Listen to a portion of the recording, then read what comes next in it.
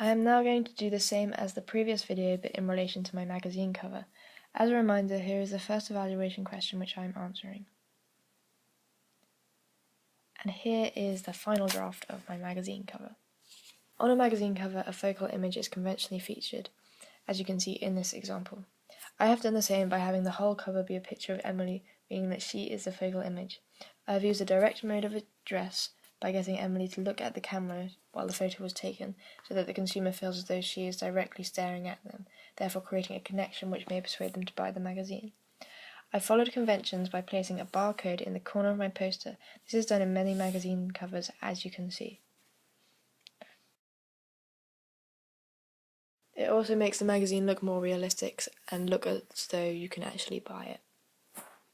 I also included a quote, which is typical as it persuades my target audience to buy the magazine since it is so highly thought of by Walton Times. Having quotes is something that's often done in magazine covers because, again, it persuades the audience to go and see the film, or in this case, buy the magazine, and it gives them a little snippet of what someone thinks of the film. Looking at the layout as a whole, I based my composition on the magazine Empire. This is an unusual decision since my film doesn't have the budget to aim for a tentpole audience. However, I created my own magazine called Visionary, which is one that is aimed at more niche audiences, such as the magazine Little White Lies, as this also aims at niche audiences. The title of my film, Perfect Timing, is a focal point and is as big as the masthead, which is incredibly conventional, as you can see in these examples. For the masthead, I have used the colour brown so that the words for perfect timing stand out a lot more, conforming to the conventions in the examples that I just showed you, as the title tends to stand out much more than the actual masthead, although the masthead is clearly very visible. To the top left of the title I have put a puff, which is very conventional of pretty much all Empire magazines, as you can see. I've used all uppercase letters to make the content in the puff stand out, and I've also used a mixture of bold fonts and fonts that are not bold. This again is conventional of puffs. I've also put some additional information on the left side and the right side.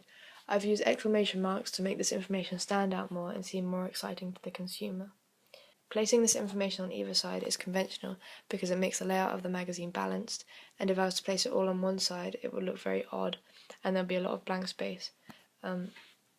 Talking of blank space, I have some small sections of blank space, however not so much that the magazine cover just seems boring. Therefore, I feel I've successfully produced a magazine cover that has a mixture of useful information for the consumer, but also enough space to allow them to breathe and to not be overwhelmed by the information.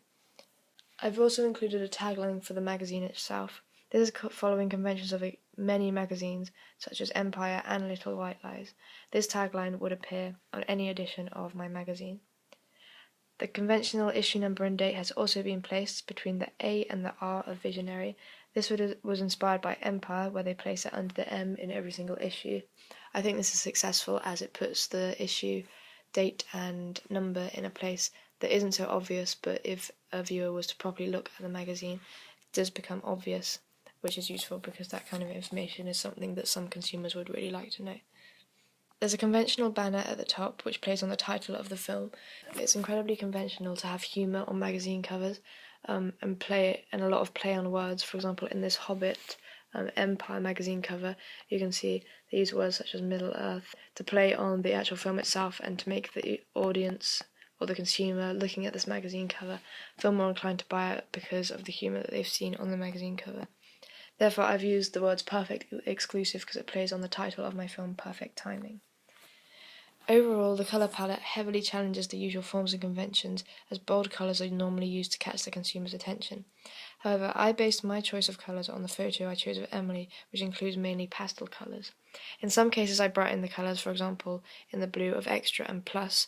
However, I mainly stick to the pastel colours as I think overall it makes my magazine cover more appealing to the eye.